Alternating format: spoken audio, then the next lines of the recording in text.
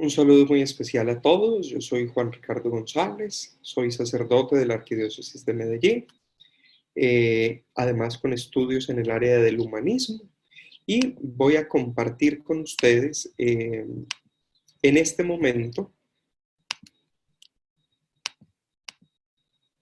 el tema de la ilusión por la vida y la comprensión de la muerte. Un tema que se hace muy necesario en este momento en el que todo el personal médico, todas las instituciones de salud se están viendo enfrentadas a la realidad de la muerte. Quisiera comenzar invitándolos a que recordemos que el fin de la medicina es la salud. Así se le ha enseñado a todas las personas del mundo de la salud. Recordemos que, por ejemplo, en el juramento que Hipócrates tomó a sus discípulos, se les decía que ellos no deben llevar otro propósito que el del bien y de la salud de los enfermos. Y desde esta perspectiva, el mundo de la medicina y la formación del mundo de la salud y la medicina se ha preocupado por enseñar que realmente se trata de una labor que busca la salud de quien ha caído en la enfermedad. Pero desafortunadamente, este ver la salud como el fin último ha llevado a lo que aparece como segundo punto en esta diapositiva, a que la muerte del paciente sea vista desde la perspectiva de un fracaso. Muchas personas dentro del mundo de la medicina no tienen conciencia, no son capaces de comprender la realidad de la muerte. Se les dificulta asumir esta realidad. ¿Por qué? Porque están tan preparadas para trabajar en pos de la salud que no ven la muerte como algo natural dentro de la existencia del ser humano, sino que desde su aprendizaje o desde su perspectiva pueden llegar a ver la muerte como un fracaso. En este momento, el COVID-19 nos lleva a todos nosotros a enfrentarnos a la realidad de la muerte. Se podría decir que la vamos a ver más cercano que en muchos otros momentos, aunque es evidente que muchos de ustedes o de sus equipos, especialmente los que trabajan, por ejemplo, en el área de cuidados intensivos o de urgencias, pueden estar más familiarizados con esta realidad. Pero para muchos médicos, para gran parte del personal de la salud, este momento es un momento que los lleva a enfrentarse con la realidad de la muerte. Y ese enfrentarse con la realidad de la muerte no es fácil, porque los lleva a muchos de ellos a preguntarse realmente si están preparados para asumir este momento. Frente a esto, yo quisiera invitarlos a que aprendiéramos 3 criterios de la medicina paliativa, que me parece en un momento como estos cobran como toda su importancia. En primer lugar, que morir es un proceso normal. Nosotros no podemos entender la muerte como algo ajeno a la realidad del ser humano. Dentro de la realidad del ser humano aparece la muerte como un proceso más, como un momento más de su vida. Y entonces fíjense que nosotros tenemos que aprender a ver la muerte no desde la perspectiva del fracaso, sino desde la perspectiva de que es un momento normal de la existencia, que hace parte de nuestra existencia. El segundo principio es no buscar acelerar ni posponer la muerte. No acelerar ni posponer la muerte quiere decir que a la persona hay que aprender a acompañarla en el proceso que la conduce a la muerte, cuando ya se ve que su realidad vital, de sus órganos vitales, de sus distintos sistemas, ya no pueden recibir una curación adecuada. Entonces no se busca acelerarle la muerte, pero tampoco se busca posponerla, sino que se busca acompañar a la persona hasta ese momento final. Y el tercer principio es la renuncia a la tiranía de la curación, o lo que desde la perspectiva moral llamamos el ensañamiento terapéutico. No se trata simplemente de hacer cosas desesperadamente para salvar la vida, cuando en el fondo se está comprometiendo la calidad de vida futura de esa persona. Hay momentos en donde hay que renunciar a la tiranía de la curación para saber acompañar a la persona hasta la muerte. Visto esto, yo quisiera invitarlos a que reflexionáramos un momento en el tema de la muerte como una realidad, porque desde muchas perspectivas se puede decir que es un aprendizaje que hace falta dentro del mundo de la salud. Y quisiera que abordáramos este tema de la muerte como realidad a partir de tres perspectivas. En primer lugar, una perspectiva filosófica, luego una perspectiva literaria y luego una perspectiva espiritual o religiosa. Desde la perspectiva filosófica quisiera referirme al planteamiento de Martin Heidegger. Para Heidegger, el hombre es un ser para la muerte. Y esa expresión ser para la muerte significa que en Heidegger la muerte no es vista como algo extraño al hombre. La muerte hace parte del proceso humano. Es una realidad que de alguna manera se le impone al hombre. Sin embargo, ver al hombre como ser para la muerte no tiene nada que ver con una visión catastrófica del ser humano, o como ver al ser humano simplemente como condenado a morir, sino que la contemplación de la muerte, como dice en la diapositiva, devuelve al valor de la vida. ¿Qué quiere decir esto? Que cuando yo me contemplo como un ser para la muerte, entonces comienzo a valorar mi existencia en el tiempo y en el espacio, que son las dos categorías fundamentales de la filosofía heideggeriana. Es decir, comienzo a descubrir la vida con ilusión, comienzo a mirar la vida desde otra perspectiva, comienzo a valorar mucho más lo que significa mi existencia, mi vida. Eso mismo que nos dice Heidegger podemos verlo desde la perspectiva literaria. Yo quisiera mencionarles aquí de manera muy particular una lectura que se las sugiero, la puedan hacer. Es un cuento corto, pequeño, de Borges, que se llama El cuento del inmortal. En el cuento del inmortal se nos narra a nosotros la historia de una persona que busca desesperadamente convertirse en un inmortal y al final termina por encontrar la manera de convertirse en inmortal. Pero cuando se hace inmortal y llega al reino, al mundo de los inmortales, comienza a ver la manera como viven los inmortales. Les menciono dos aspectos rápidamente para que comprendan el sentido del planteamiento de Borges. En primer lugar, hay algunos que están echados en la tierra, cubiertos de pantano. ¿Por qué? Porque no tienen afán de vivir. Las cosas que van a hacer las pueden hacer cualquier otro día. Por lo tanto, pueden pasar días enteros echados, cubiertos de lodo. O por ejemplo, cuando esta persona que se ha convertido en inmortal empieza a contemplar las construcciones, ve que hay escalas que suben a ninguna parte. ¿Por qué? Porque no hay afán de construir un segundo piso. No hay afán de construir hacia dónde van las escalas. Para eso está la vida eterna. Entonces, cuando esta persona llega a ese punto de la contemplación de la realidad de la inmortalidad, empieza a pensar que era mucho mejor ser mortal y llega a valorar el momento en que chuzándose con una rosa ve caer sangre y descubre que nuevamente se ha hecho mortal. Miren, esto nos lleva a nosotros a pensar que la ilusión de la inmortalidad, la ilusión de vivir para siempre, tendría que convertirse más bien en una ilusión por vivir bien la vida, esta que tenemos y que en realidad es la única, y donde tendríamos que aprender a aprovechar cada momento y cada instante, sabiendo que la muerte está rodeándonos y que la muerte es una realidad en nuestra vida. Finalmente, la tercer perspectiva que quisiera presentarles es una perspectiva espiritual y quisiera hacerlo desde el ejemplo de San Francisco de Asís.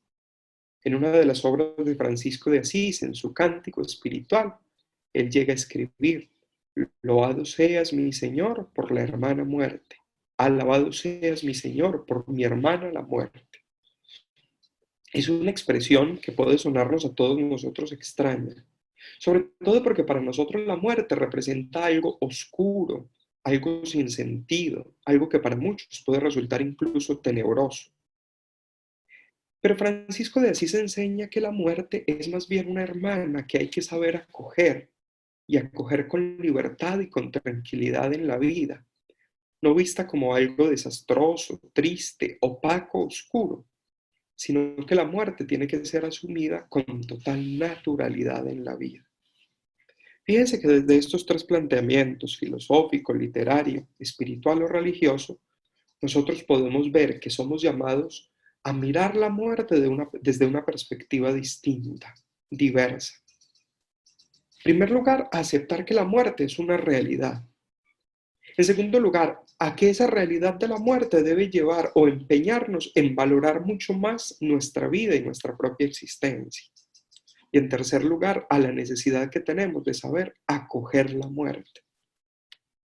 Podríamos decir que hay algunos aspectos que dificultan la acogida de la muerte. ¿Cuáles son? Los apegos a personas o a situaciones de la vida. En segundo lugar, los remordimientos, muchas veces la falta de perdón o el sentir que se hizo mal de alguna manera a algo o a alguien. Esos remordimientos se convierten en aspectos que dificultan la acogida de la muerte. O la insatisfacción frente a la vida, el deseo de haber hecho muchas más cosas, hacen que eso dificulte el poder realmente acoger la muerte. Por el contrario, podríamos decir que hay tres actitudes ante la muerte. En primer lugar, el desprendimiento. Desprendimiento que es lo contrario al apego. No el desprendimiento de quien simplemente se entrega a la muerte, sino el desprendimiento de quien sabe que la muerte también hace parte del proceso de su vida. La segunda actitud es la actitud de la confianza, de quien no ve la muerte como un desastre, sino quien la ve como un proceso natural e incluso apoyado desde la espiritualidad que pueda tener, puede verla como un tránsito, como un momento de paso. Y finalmente, la tercera actitud es la de la gratitud. Gratitud por todo lo que se ha vivido. Gratitud que lleva a mirar la existencia hacia atrás con tranquilidad y a descubrir también y a valorar todo lo que se ha podido asumir. Entonces yo quisiera invitarlos a que el primer aprendizaje que tenemos que hacer en este momento es que la muerte es una realidad y una realidad que todos nosotros tenemos que aprender a asumir. Asumir no como fracaso, asumir no desde una perspectiva oscura, asumir no desde una perspectiva de miedo o de temor, sino asumir más bien con algunas actitudes, la del desprendimiento, la de la confianza y la de la gratitud. Y luego, en un segundo momento de la reflexión, yo quisiera invitarlos a que pensáramos en los retos que se tienen en la respuesta hospitalaria en este momento particular del COVID-19. Y esos retos quisiera agruparlos en dos. En primer lugar, la humanización de la medicina para acompañar al enfermo en un proceso que puede conducirlo a la muerte. Y en segundo lugar, el reconocimiento de la humanidad del médico que también se ve enfrentado a la muerte. Frente al acompañamiento del enfermo, quisiera leerles algo que pude leer en el Twitter de algún médico estos días. Él lo titula Bitácora del área COVID-19. Nos avisaron que subiéramos al tercer piso a una paciente que al parecer comenzó a deteriorarse rápidamente y que necesitaría ventilación mecánica. Nos dieron nuestro EPP y él describe pues ampliamente la manera como se vistieron, cómo pudieron llegar a la habitación. Bueno, cuando llegan a la habitación, él narra de esta manera. Se notaba mucho el uso de la musculatura accesoria, la tos era intensa y hablaba muy pausado. Le dijimos que a nuestro parecer en este momento es mejor dormirla y que así sus músculos dejarían de cansarse. Aceptó, pero nos dijo que si podía hablar con su hija, que si la dejábamos pasar rápido. En ese momento nos volteamos a ver entre todos, nadie tenía la respuesta. Así que se nos ocurrió hacerle una videollamada a su hija, pero no se sabía de memoria el número de teléfono. Luego explica la manera como lo consiguieron y que le explicaron la situación a la hija y que se logró hacer la videollamada. Me llama mucho la atención esto que dice aquí el médico. Yo no vi directamente la pantalla, pero vi un cambio enorme en mi paciente. Sus ojos pasaron de una hiperemia conjuntival leve a estar iluminados, a mostrar amor en cada reflejo de su pupila y a transmitirlo a la cámara que le grababa. Su respiración bajó, hizo un par de suspiros, habló poco a poco más de 6 minutos con su hija. Y cito textualmente porque me puedo jactar de tener buena memoria. Hijo, reconcíliese con Dios para que después que me duerman pueda despertar. Y si no es así, para que ustedes puedan dormir. Dile a tu hermana que la quiero mucho y a tu abuelito y a todos que me encomienden a Dios. Los amo mucho y que sea lo que Dios diga. En este momento yo tenía un maldito nudo en la garganta. Y después de que dice los procedimientos que pudieron hacerle después de ese momento, concluye este médico diciendo, creo que esa llamada se quedará en mí por mucho tiempo. Me parece muy interesante esta historia porque esto nos lleva a ver un aspecto diverso en estos momentos. Y ese aspecto diverso es el aspecto de la necesidad de la humanización del acompañamiento. Frente a esto, yo quisiera recordarles 4 puntos. En primer lugar, el reconocimiento de la dignidad del enfermo. Yo quisiera invitarlos a pensar que el ser humano es un terreno sagrado que hay que saber pisar, que cada ser humano, más allá de sus circunstancias, más allá de sus situaciones, es una persona digna. En Italia y en España muchas veces los médicos se vieron en dilemas morales, como por ejemplo, ante la falta de respiradores, ¿a quién le ponemos un respirador? Una situación como esa no puede llevarnos a nosotros a descuidar algo, y es el valor y la dignidad que tiene cada persona, cada paciente, cada ser humano, y esa dignidad que es intrínseca a su persona. En segundo lugar, el reconocimiento de su situación de soledad, de indefensión y de miedo. Es muy distinto asumir la enfermedad cuando se puede estar con los familiares al lado, cuando se puede compartir con ellos, cuando se puede hablar, a cuando, como en estos casos, esta situación del COVID-19 lleva a vivir la soledad y llega a que la persona que llega al servicio de urgencias llega ya con una situación de miedo, porque efectivamente las personas saben que esta pandemia puede llevar, puede conducir más rápidamente a la muerte que muchas otras. Entonces fíjense que hay que aprender a leer la situación del paciente.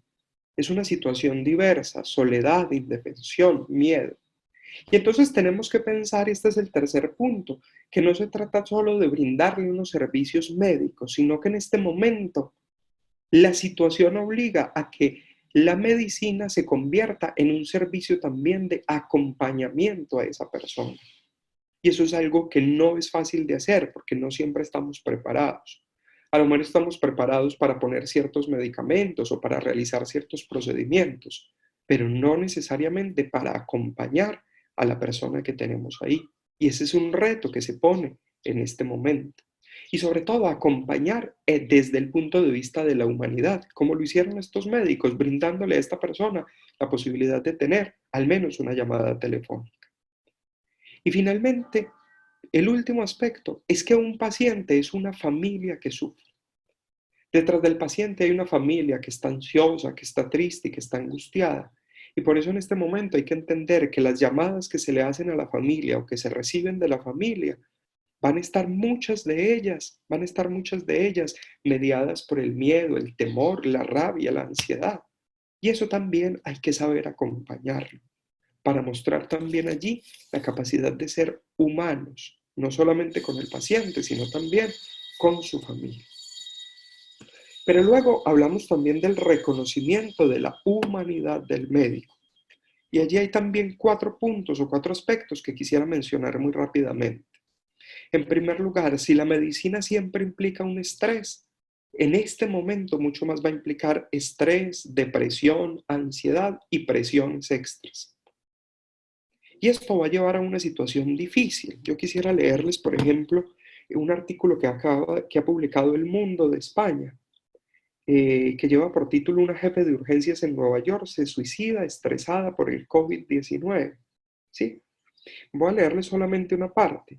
Eh, Ella trató de hacer su trabajo y la mató, dijo el doctor Philip Bren al New York Times sobre su hija, quien siguió sus pasos en la medicina.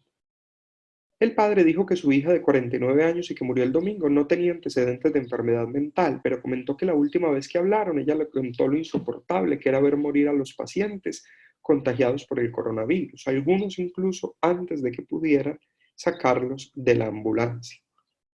Y su padre, que también es médico, concluye diciendo, ella es una víctima tanto como cualquier otra persona que haya muerto.